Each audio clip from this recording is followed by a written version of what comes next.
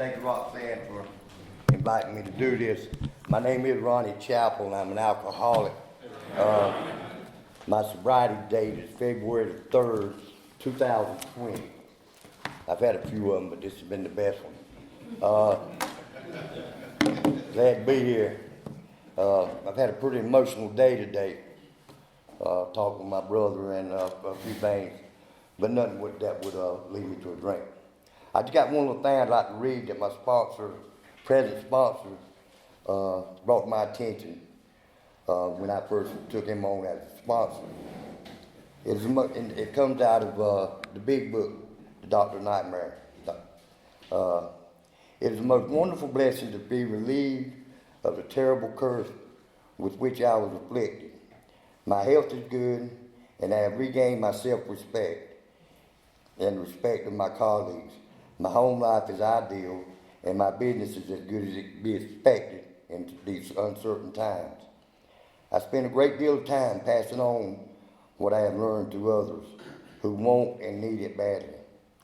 I do it for 4 reasons. Number 1, sense of duty. 2, is pleasure. 3, because in doing so, I am paying my debt to the man who took time to pass it on to me. And 4, because every time I do it, I take out a little more insurance for myself against a possible slip. A little further down, this is pretty much me. If you think you're an atheist, an agnostic, a skeptic, or have any other intellectual pride which keeps you from accepting what is in this book, I feel sorry for you. If you still think you are strong enough to beat the game alone, that is your affair. But if you really and truly want to quit drinking liquor for good and all, and sincerely feel that you must have some help, we know that we have an answer for you. It never fails. If you go about it with 1/2 the zeal you have been in the habit of showing when you were getting another drink, your Heavenly Father will never let you down. That means a lot to me. I'm going to just tell you the truth. I'm so happy and grateful to be sober. I could probably sit up there and cry the whole time. But I'm trying not to do that. Like I say, I'm an alcoholic. I was born and raised down in Rockingham, Richmond County. I call it Sin City. My father was an alcoholic. His father was an alcoholic. My older brother was an alcoholic. My dad never was physically abusive with my mom, but a lot of verbal attacks, such as that. But if there's a Hall of Fame for mamas, she should be in there. She drug my daddy to treatment center, Bethesda in the 60s, I barely remember, and 70s. She done the same with my oldest brother and myself. Needs to say, my dad was my hero. And at the age of 19, my father died unexpectedly from alcohol poisoning, drinking moonshine. At the age of 45. Never remember being even sick other than alcohol. With a situation surrounding his death, called for an autopsy, this, that, and the other, and that changed my life forever. Prior to that, my mom had left him on several occasions, would go back, hoping that he'd quit. But when she finally left, that took a toll on me too. But his death really took a toll on me. And I had drank with my father, and I don't regret that because that was time I did spend with him. But after his death, I just went crazy. We was living in a part of Rockingham called East Rockingham, and I was drinking every day. By that time, Hank Williams had come out that song was a family tradition, and I thought I was to drink myself to death. I thought that's what I was supposed to do, and I got started on it. I thought God had punished me. And I was mad with God, I was mad with my mom, I was mad with the world. Some crazy reason I had a thing for married women. And here I am, 19 years old, you know, down here in Sin City. Had some good times, but oh boy, there was troubles. But my first wife, I married her at a later date.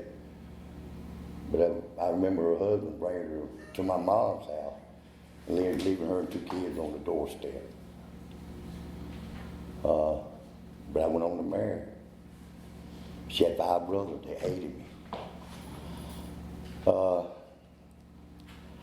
I've been to treatment probably 7 times or 8. I know I've got a record at the colony. I'm grateful for the colony. But you know, I just destruction everywhere I went. I couldn't be happy. You ain't gonna be happy. That's who I was. I remember my daddy's mama, and my first wife bullied me to Samaritan Colony in August of 1980. I didn't stay the first night. I didn't want what y'all had. There was nothing wrong with me. Judge ordered me to Alcoholics Anonymous in 1976. My first DWI. I had my license 2 months. And my attitude and outlook on life was, he can make me go. He can't make me listen. And I didn't. You know, I'd sit in the back of the room, I'd forward somebody's name if I didn't show up. It's just who I was. And I'd continue to drink. Been to prison 3 times. Not proud of none of that. Didn't learn nothing. I mean, I felt like I was cursed. I was doomed. And anybody that knows me from Richmond County, me standing up here sober this long, against all odds. I've been sober a few times, but every time I was sober, I'd been sober for like 42 months on half measures. No AA, dab of church here and there. That's just the way it was. I think early on going to treatment I was trying to escape reality. I beat myself up pretty good drinking, and there's some drugs involved, but I'm not going to go into that. My biggest deal was alcohol. Drugs went well with alcohol, but without alcohol, nah, not so much. Man, I'm a little old school. But I just couldn't. I was mad with God. I was mad with God, I was mad with everybody. But all my misery was self-inflicted after my look on life today. All the treatment center, you know, just couldn't do nothing for me. I went to a Christian-based treatment center 3 times. 3 times. They shoved the Bible down my book. Stay sober a little while. Just didn't have it. Like I said, the last time I was sober, I'd been sober about 42 months, and I'm into any kind of racing. My dad was into racing. I was into racing. I've been sober 42 months, and a friend of mine had bought a race car and raced at Dillon, South Carolina. He come ask me to help him get it to the front. You know, he said, move on the property and help me. Well, I went over and checked things out. You know, it's a nice race car, nice shop. But the single table, like at the Wilder building, right down the middle of that shop, was filled with office water bottles of moonshine. He'd make a moonshine to support the finance of the race car. Now I can tell you that my attraction was the race car. But after getting honest with myself, it was that liquor. I might not can use up all y'all's time today, but I've had an emotional day talking to my brother, expressing gratitude for not giving up on me. I've got gratitude today. But back to this race car thing. You know, I hang around there 6 months. I don't drink a beer. I don't touch that liquor. I did grind the corn, but I didn't touch that liquor. But you know, after being sober 42 months, I was there by myself one hot hot day. You know, my brain tells me, just a little taste. Just a little taste. And that I did. And I didn't draw a sober breath for 18 months. I was completely isolated. I didn't leave the house unless I was almost intoxicated. I just couldn't function. I had an uncle, my daddy's brother, he checked on me every day. You know, I come to the point I couldn't go to the door. Shame. My brother, I wouldn't answer the phone. Shame. There wasn't enough water in the Atlantic Ocean to wash the shame off me.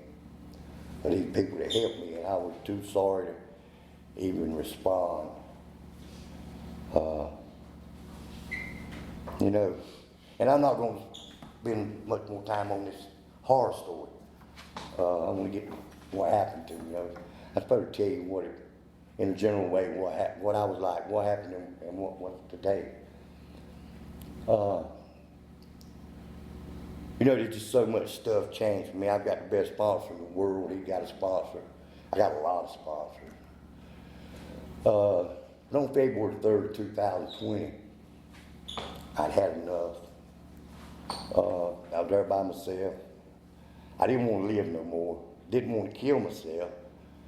Didn't know what to do. And you can, I had a sponsor that called me a liar on this. But you can trust me. Used to, I couldn't tell if I told the truth, it was an accident. But I'm going to tell you the truth tonight. You know, I said a little prayer. And that was, God, help me or take me. And something happened to me in my gut. Something happened. And for the first time in my life, I knew I was going to be okay. I didn't know what was ahead come daylight, but I knew I was going to be okay. You know, I called my baby brother up. He knows what kind of shape I was in. You know, I'm almost literally, physically dead. I'm getting close to expire. Guess what? The first thing he said is, "You need to call Harold." I said, "Absolutely not. Shame to call Harold." I come up with this bright idea. I'm gonna get arrested. I'm gonna get arrested and get sobered up. I'll make an appointment with the sheriff. Clem down at Rockdale, he's dead now. I never got a chance to go thank him. But I met with him at 11 o'clock that morning. My brother, he took me, he wouldn't go in with me, you know, he just threw me out the courthouse. Sure to be arrested. And I went in and I had a crack pipe in my pocket. I had homemade liquor in my jacket. I said, you know, you can't get this off the street. Get me off the street or I'm going to die. Well, he called chief deputy and guess what? They threw me in the car and took me to her. Yeah. Wow. You know, and here I am loaded with liquor and drug paraphernalia and I can't get arrested. Wow. God's doing me what I couldn't do myself, folks. I want you to know that. And things started happening. Though. One of the people there almost refused to take me in. And I said, the deputy was ready to leave, and in my state of mind, I saw my stuff back. He said, I can't get back. I said, well, you ain't leaving me here without it. I said, I'm going to get arrested somewhere today. And Harold come out.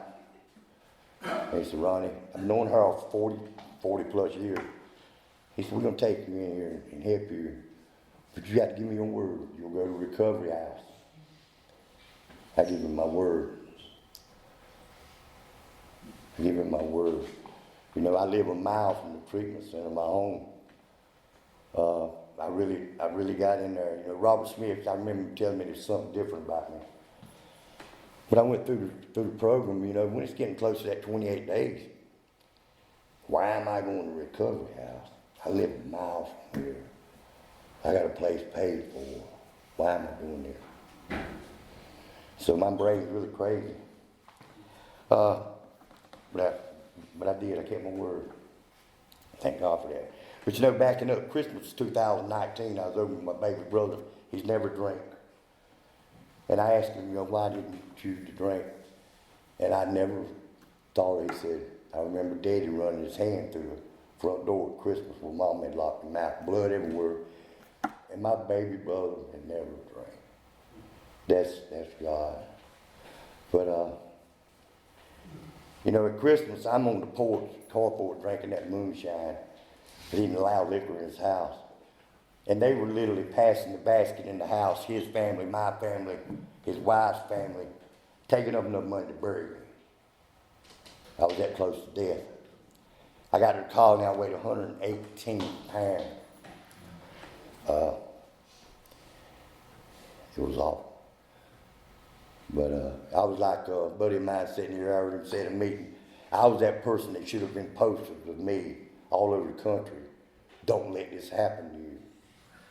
It was bad, trust me.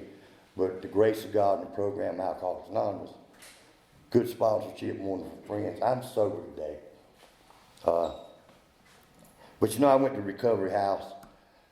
COVID shut everything down. And now here my mind's telling me, it ain't meant to be for me to get sober. Harold told me, he said, you get in AA, Ronnie?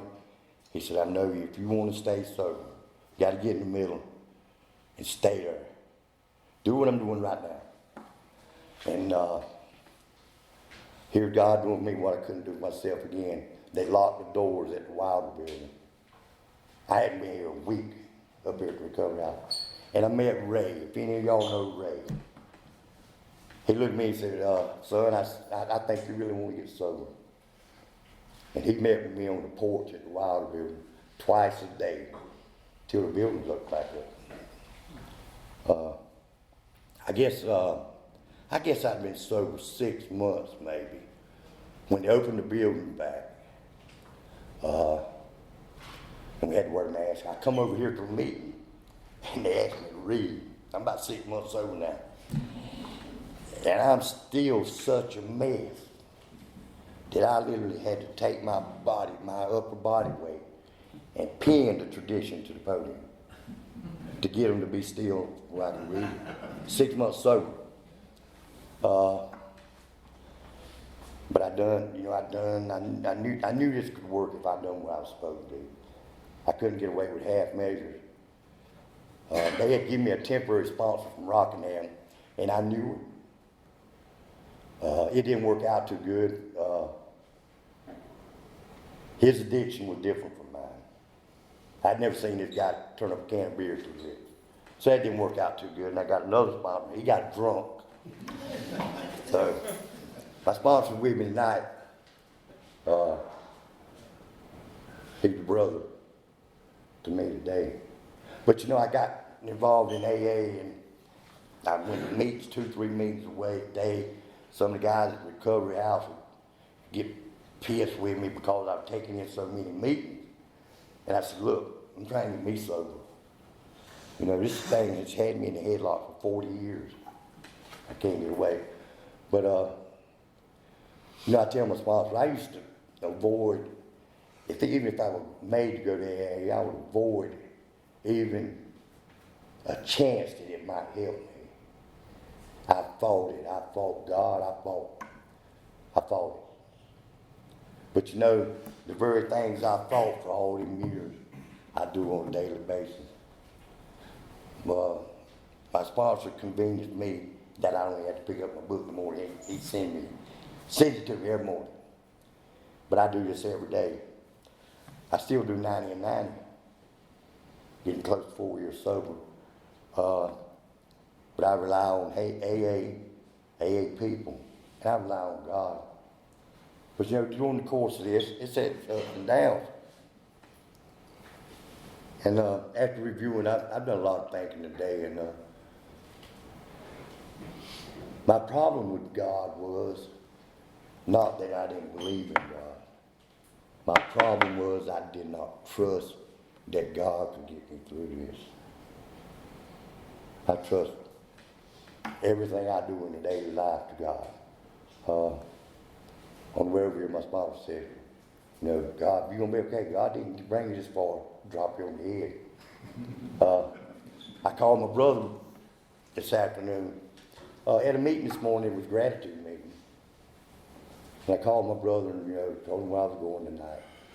And I can express the gratitude I have for him not giving up on me. I remember him telling me that my drinking was going to kill him before it killed me. But I had to get sober up to understand anything. And you know what he told me today? He said, brother, you're going to be okay. He said, you survived. You survived. And you live to go tell your story tonight. And I could have literally cried. I got very emotional. But the time during the hurricane, come to Greensboro, get me out of jail. And 12 hours earlier, he had told me I had no business going to Greensboro. But he still come and got me.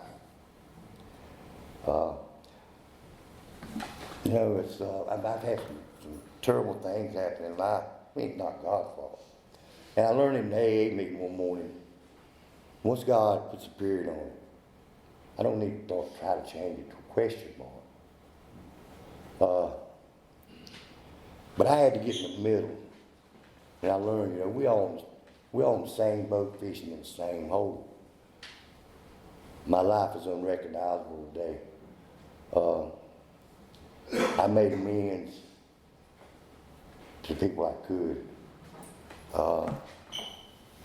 My sponsor I wrote a letter to my father, which was graveyard ready. I need to do one for my mother too. She was wonderful to me. But I go to detox every other week with my sponsor, and I see that hollow look in people's eyes. But AA and God, AA brought me to God. But at that morning, something really happened to me. It was a direct hand to God that got me to where I am today. And I don't need to forget that. I learned something at Alcoholics Anonymous every day. It ain't been long ago, a lady told me, said, if you're going to survive Alcoholics Anonymous, remain green. No, what the hell? She said, as long as you're green, you can grow. When you get ripe, you rot. That's the next stage. Just like a vegetable. And she was right how many times I'd done that. Had some success at sobriety to let it get away from me. But without God and Alcoholics Anonymous, I don't know where I'd be. I stayed in a recovery house. It like 1 week in 2 years. Some stuff had went down, no big stuff. But I had a person that literally tried to shed me in front of a group of men. And that really got me. Really got me. But I didn't sleep a wink that night. My mind just, but he was laughing as he was shredding me. And all I needed was it been done private. That's all I needed. But I went to the meeting the next morning, and I'm sitting at the table, I hadn't slept. And my sponsor, he looks across and he said, are you okay? I had to get up and go out. I wasn't okay. But he seen that I wasn't okay, I never would allow anybody to see the real me. And he taught me through it and we handled it. But at the same time, my mind done took me to pack my stuff and go home. The heck with all this stuff. Just that one little incident, it baffled me. I get a text from my sponsor. And I felt in my heart that this man cared about me. It said, don't go home. Rockingham has thrown everything it can at you except a headstone. A year before this man didn't know my name. So he's here with me tonight. A lot of my people from the Wild Building. But I'm here tonight that maybe somebody don't end up like me on that, should have been on that poster. But I continue to go to meetings because I'm that person that if I get a little bit too comfortable, drinks ought to look pretty good. Drink can show up in many ways. You know, you ever met the devil in red sundress? I've met a few of them. Dangerous. Let me tell you, dangerous. But, you know, and I always blamed other people for what was wrong with me. It didn't me. But until I worked the steps thoroughly. Okay. This is the first time I ever got a sponsor out of all the times I went to treatment. You know, I was wasting their time, my time. And somebody else could have been there that really needed it too. I understand all that now, but I had to review life. Step 10 big me. You know, continue to take personal inventory when I'm wrong, properly admit it. I can tell the truth today. I don't have to lie. You know, I lied so much it was just, why tell the truth? Why? You know, I had to change a lot of things about me. My language just changed kind of on its own when I let a little bit of God in. I started out with a lot of AA and a little bit of God. And now it's a balance of everything. I got to have both. I can't be successful in sobriety. You know, I used to go home, I still go home in small doses, but when I would come back to Aberdeen, you know, I'd say, all right, folks, you know, I got to get back on the road. When I come back to Moore County now, I tell them I'm coming home. For me to stay sober, I'm going to probably die out up here because Rockingham got nothing off of me. You know, my first wife showed up at Christmas. Sorry about that. Y'all have got a clock. Anyway, she showed up at Christmas. Didn't know she was coming. She found me. And she come in the house, and I'm sitting at the dining room table. I got my big book, 24 hours a day, 12 and 12, and Bible. And, you know, I made some amends to her that day, but she said, well, what's all this stuff you got reading? I said, it's either something about God or something about AA. And she cried like a baby. Why couldn't I do that then? I don't know. You know, I think God allowed me to take it almost to the bitter end. The death of my brother also died at the age of 45, direct result of alcohol. And I still continue. So, you know, things just never got better. I lost my mom in December of 2001. My brother got killed in 2002.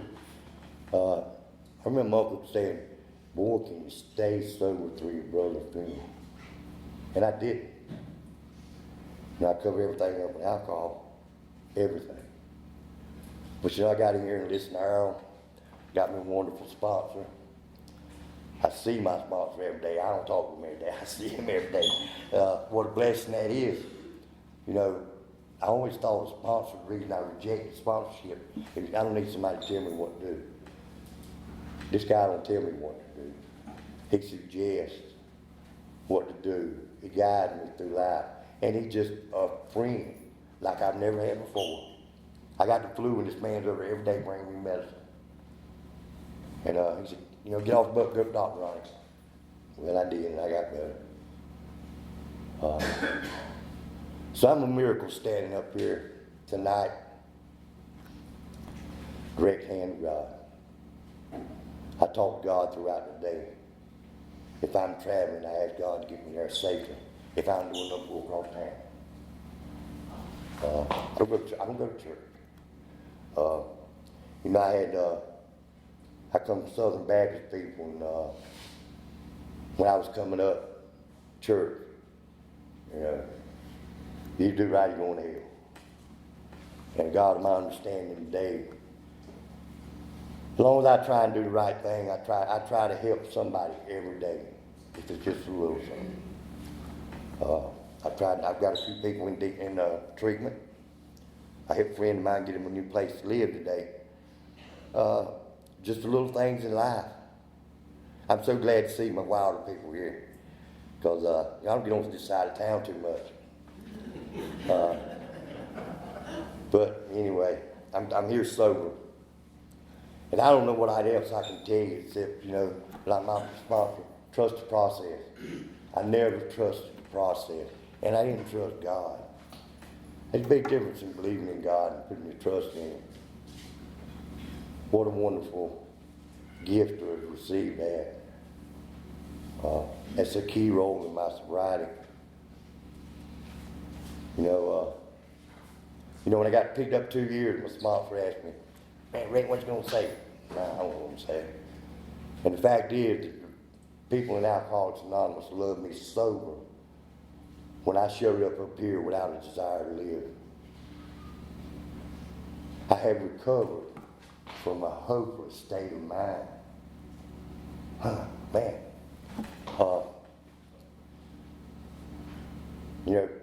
I don't regret the past, but I wish I'd got on board 40 years ago. I guess had a little living to do. Living and dying at the same time. So, I can't see your clock. I hate to cut y'all short, but I'm just who I am. There's hope. If you're new in here, give this thing a chance. If you've been back out, give it a chance. I tell them actually, I swear I'm glad to be amongst a bunch of quitters. Quitters is where I got sober. I remember my uncle used to tell me, said, "You won't never get sober if you don't quit hanging around them drunks." I hang around drunks every day now. Every day. I got sober. But Alcoholics Anonymous has been so good to me. I could stood up there and cried the whole hour and you got the picture.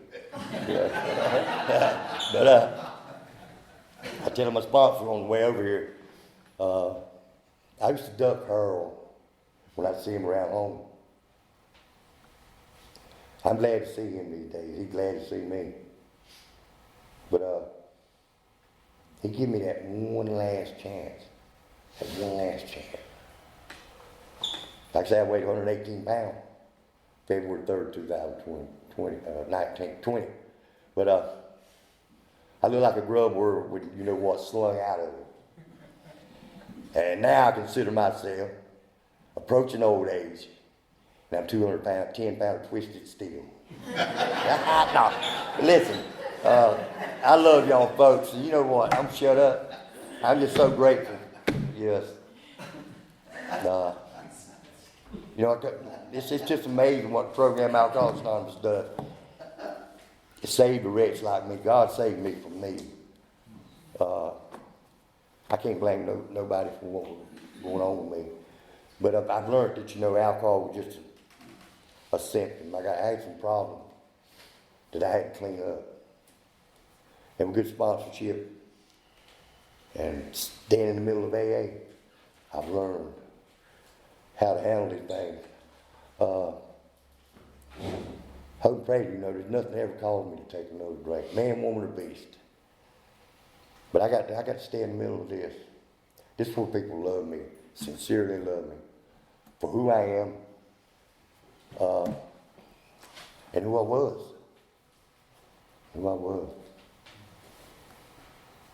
I take my brother every morning and my sister-in-law.